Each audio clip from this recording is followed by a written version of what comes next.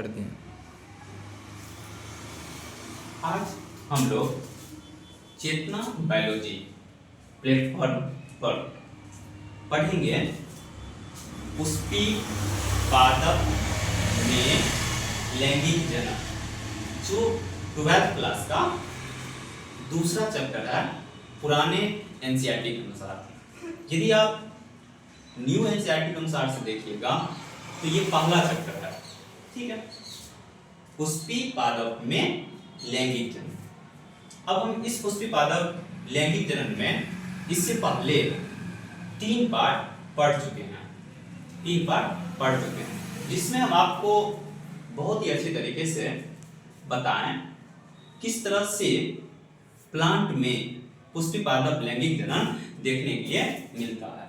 सबसे पहले हम आपको ये बताने का कोशिश किए कि पुष्प जो है प्लांट का एक लैंगिक अंग है, लेकिन हम सामाजिक दृष्टि से उसको अलग अलग नामों से प्रतीक के रूप में प्रयोग करते हैं।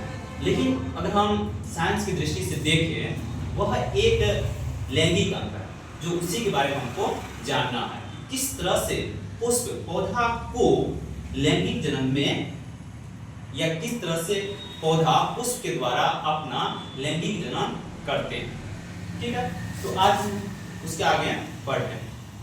सबसे पहले हमको ये जानना है कि पुष्प की संरचना और पुष्प किस तरह से विकास होता है, यानी किस तरह से पौधा में निर्माण होता है। तो आइए हम एक आवृतबीजी पौधा का विकास होते हुए देखते हैं। तो सबसे पहले तो हम ये बना रहे हैं, ये मिट्टी वाला पोर्शन है, ये मिट्टी वाला भाग है, ठीक, इतना समझ आ गया। अब यहाँ कोई बीज बोया जाएगा तो वहां से पौधा का विकास होगा। मान लीजिए कि यहाँ एक प्लांट का विकास हुआ, तो मिट्टी के अंदर भी एक पोर्शन का विकास होगा। ये जो मिट्टी के अंदर पोर्शन विकास हुआ, इस पूरे वाले भाग को एक साथ नाम देंगे रूट, यानी कि इसको बोलेंगे जड़। इतना बात आपको अच्छे तरीके से समझ में आ गया। जो मिट्टी के अंदर वाले भाग है, इसको रूट यानी कि जड़ कहा जाता है। अब ये जो खास करके मिट्टी से ऊपर वाले भाग है, इसको नाम दिया जाता है सूट। हिंदी में इसको बोलते हैं प्रारूप। फिर से समझिए, जो पौधा का मिट्टी के अंदर वाले भाग को उसको नाम देते हैं रूट। अब यहाँ जो मिट्टी से ऊपर वाले भाग है, उसको नाम देते हैं प्रारूप, ठीक है। इतना बात आपको अच्छे तरीके से समझ आ गया।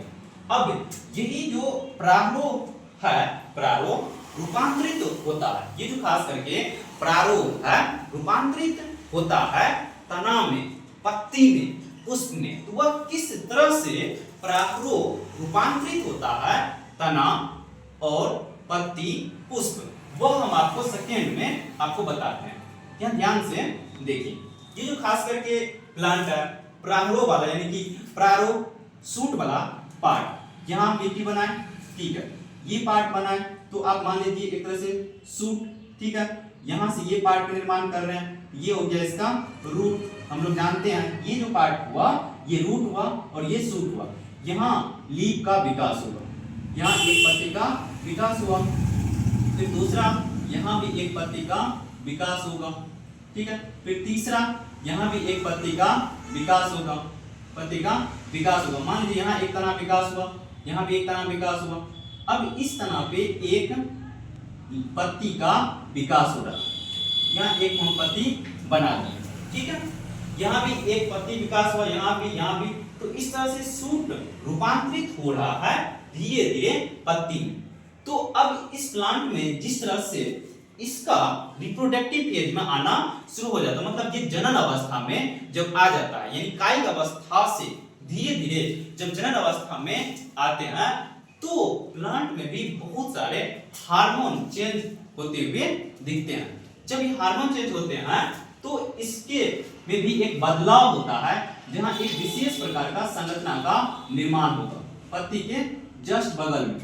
तो इसको नाम दिया जाता है पुष्प वृंत, इसको हम बोलते हैं पुष्प वृंत, जिसको इंग्लिश में बोलते हैं पेडिकल। पेडिकल। अब ये पुष्प वृंत का जो शीर्ष वाला भाग होता है वह एक थाइलस जैसे संरचना यानी कि फूला हुआ संरचना का निर्माण करता है। ये इस टाइप से विकास होना शुरू हो जाता है। तो ये जो थाइलस, ये फूला हुआ संरचना हुआ, इसका नाम हम देते हैं पुष्पासन। इसका नाम देते हैं पुष्पासन। पुष्पासन, जिसको बोलते हैं थैलेमस, THALAMUS,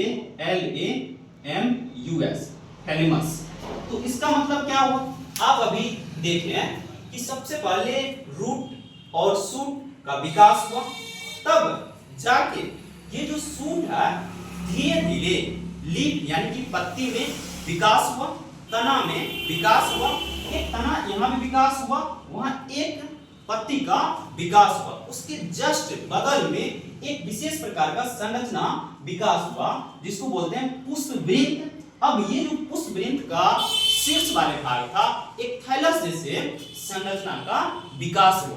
उसी थाइलस जैसे संरचना का नाम दिया जाता है पुष्पासन यानी कि थैलेमस।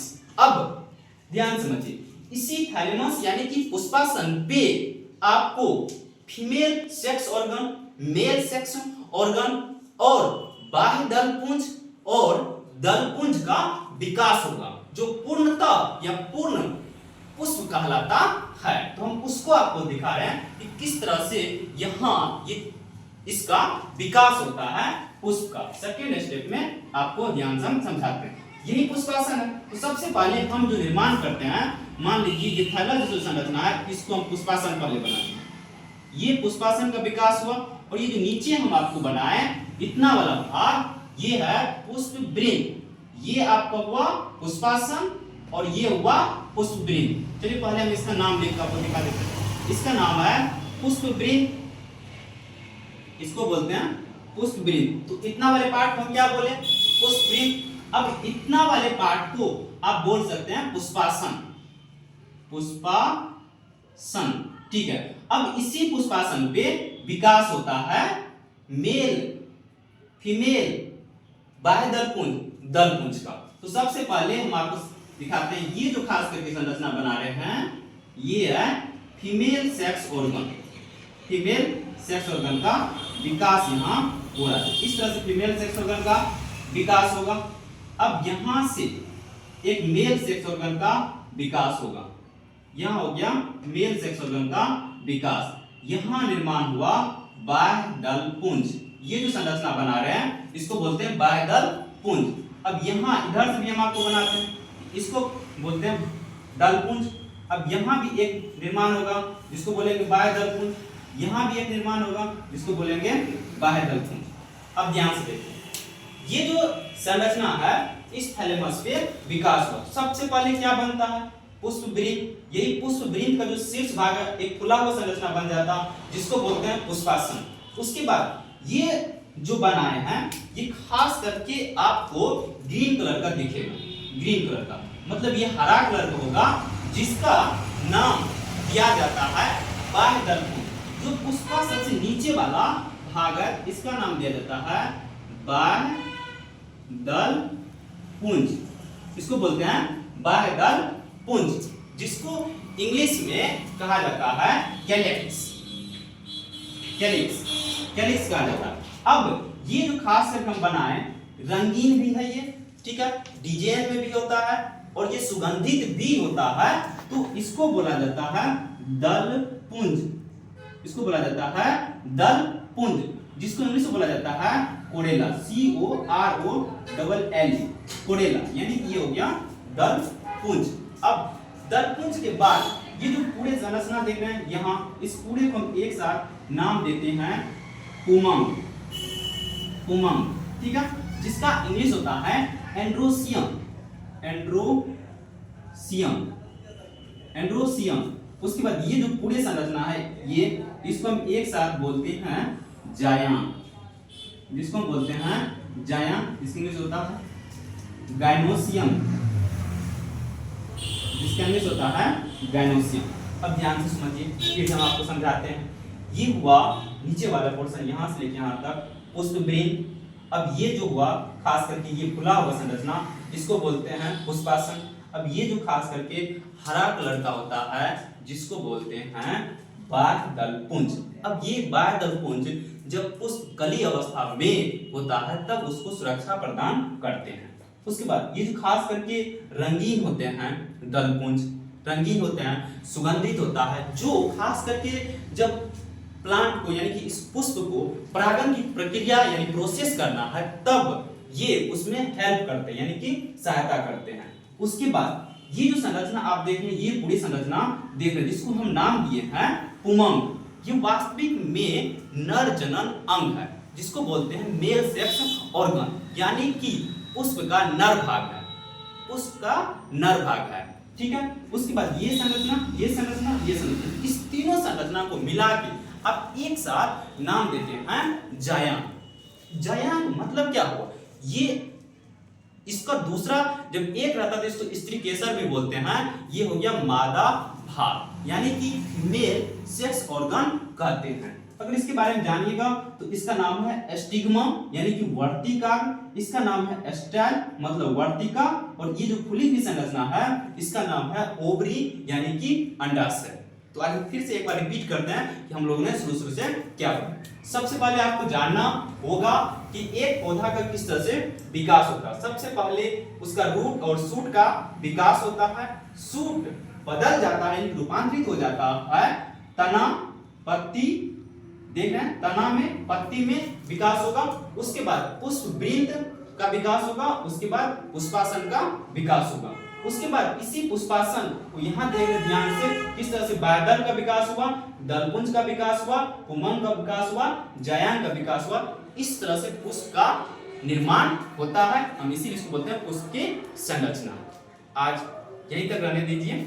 आप लोग इस चैनल यानी प्लेटफॉर्म चेतना बायोलॉजी को सब्सक्राइब और शेयर करें, जिससे अन्य स्टूडेंट को भी ये पहुंच पाए और वह भी इससे लाभ उठा पाए और समझ पाए कि हम पढ़ें और आगे बढ़ें।